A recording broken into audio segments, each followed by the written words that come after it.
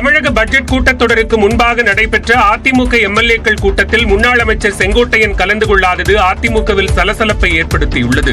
தமிழக சட்டப்பேரவையில் நிதியமைச்சர் தங்கம் தென்னரசு பட்ஜெட் தாக்கல் செய்த நிலையில் அதற்கு முன்னதாக எதிர்க்கட்சித் தலைவர் அலுவலகத்தில் அதிமுக எம்எல்ஏக்கள் கூட்டம் நடைபெற்றது. அதிமுக எம்எல்ஏக்கள் கூட்டத்தில் பங்கேற்காமல் நேரடியாக சட்டமன்ற அரங்கிற்குள் முன்னாள் அமைச்சர் செங்கோட்டையன் நுழைந்தார். அதே நேரம் சட்டப்பேரவையிலும் எடப்பாடி பழனிசாமியை நேருக்கு நேர் சந்திக்காமல் செங்கோட்டையன் தவிர்த்தார். எடப்பாடி பழனிசாமி சட்டப்பேரவைக்குள் நுழைந்தபோது அதிமுக எம்எல்ஏக்கள் எழுந்து நின்று வணக்கம் வைத்த நிலையில் அதனையும் செங்கோட்டையன் தவிர்த்தார். சட்டப்பேரவையை விட்டு வெளிநடப்பு செய்த எடப்பாடி பழனிசாமி செய்தியாளர்களை சந்தித்த நிலையில் அப்போதும் செங்கோட்டையன் உடன் செல்லவில்லை. சபாநாயகர் நுழைவாயில் வழியாக வெளியேறிய செங்கோட்டையன் பத்திரிகையாளர் சந்திப்பில் பங்கேற்காமல் புறப்பட்டு சென்றார். அதிமுகவில் எடப்பாடி பழனிசாமி செங்கோட்டையன் இடையே விரிசல் நாளுக்கு நாள் அதிகரித்துக் கொண்டே செல்வதாக கூறப்படுகிறது. சென்னையில் தங்கம் விலை ஒரே நாளில் இருமுறை உயர்ந்த நிலையில் ஒரு சவரன் தங்கத்தின் விலை 66,000 தாண்டி புதிய உச்சம் தொட்டது.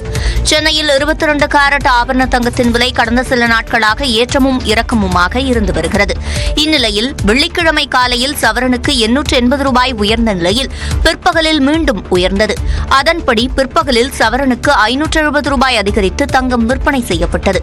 இதன் மூலம் ஆபரண தங்கத்தின் விலை ஒரே நாளில் சவரனுக்கு 1,440 ரூபாய் உயர்ந்தது.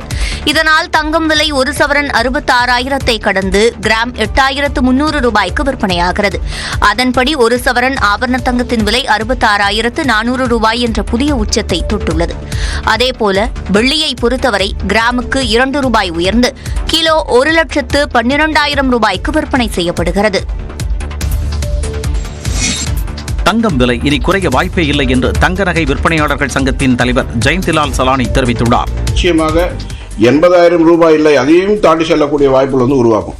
இந்த ஆண்டு இறுதிக்குள் கிராம் 10,000 ரூபாயை கடக்கும் என்றும் அவர் அதிர்ச்சி அளிக்கிறார்.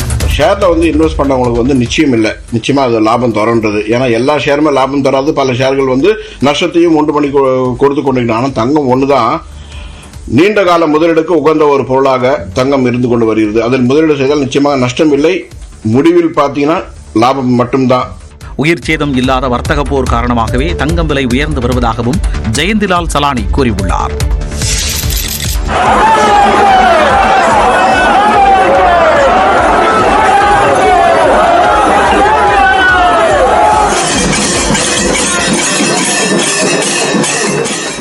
மூன்று மாநில மக்கள் சங்கமித்த ஓசூர் சந்திரசூடேஸ்வரர் கோயில் திருவிழா தேரோட்டத்துடன் களை கட்டியது. ஓசூரில் 1000 ஆண்டுகள் பழமை வாய்ந்த மரகதாம்பிகை உடனுரை சந்திரசூடேஸ்வரர் கோயிலில் மாசி மாத உற்சவம் கடந்த 8ஆம் தேதி கொடியேற்றத்துடன் தொடங்கியது.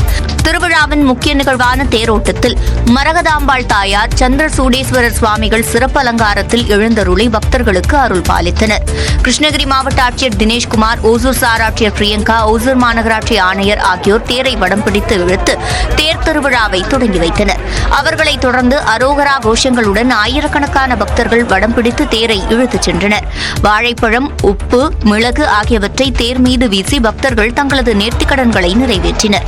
இந்த தேர் திருவிழாவில் சிவனடியார்கள் சிவனுக்கு உகந்த வாத்தியங்களை இசைத்தும் பெண்கள் கோலாட்டமாடியும் சென்றது அனைவரையும் கவர்ந்தது.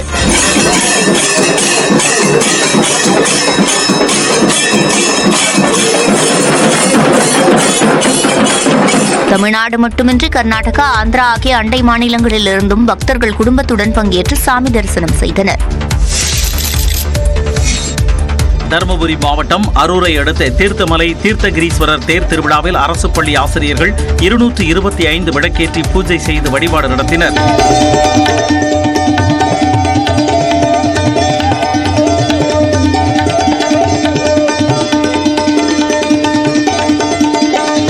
வருகின்ற 18ஆம் தேதி தீர்த்தமலை தீர்த்தகிரீஸ்வரர் கோவிலில் மாசிமக தேரோட்டம் நடைபெற உள்ளது. இந்நிலையில் அரூர் சுற்றுவட்டார பகுதியைச் சேர்ந்த அரசு பள்ளி ஆசிரியர்கள் சார்பில் மழை பொழிந்து விவசாயம் செழிக்கவும் பள்ளி கல்லூரி மாணவர்கள் நன்றாக படித்து தேர்ச்சி பெற வேண்டும் என்றும் வேண்டிக் கொண்டு 225 விளக்கேற்றி பூஜை செய்து சிறப்பு வழிபாடு நடத்தினர்.